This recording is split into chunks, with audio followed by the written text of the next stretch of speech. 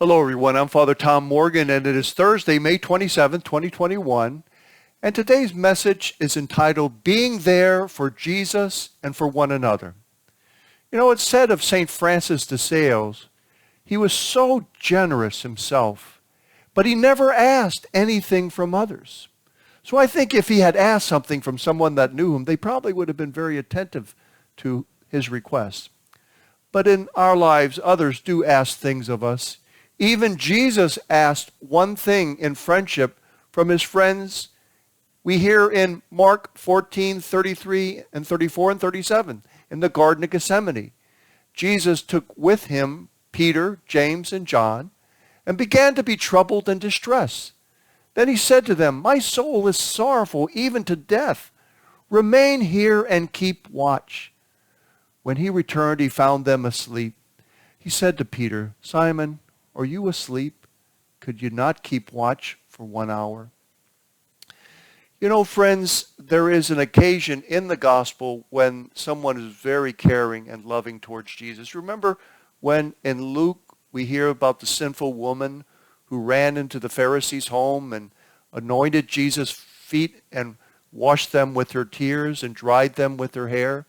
What Jesus says of her in Luke 12:47, she has shown great love.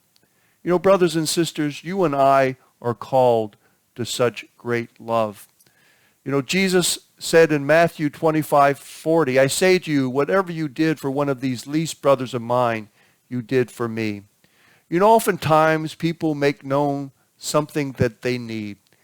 And, you know, we respond sadly sometimes with millions of reasons for not getting involved or not doing something. I'm tired, this, that, or the other.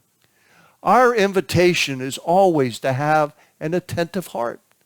Romans 12:10 reminds us when Paul says, "Anticipate each other in showing kindness." I've always been impacted by that verse, to try to live the challenging words of Paul in that simple little verse.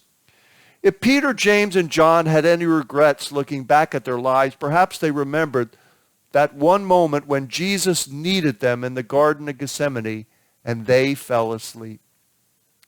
But I bet that after they had received the Holy Spirit on Pentecost, they resolved for the rest of their lives to have attentive hearts that listen for those moments when the people in their lives just needed them to be present and loving during tough times.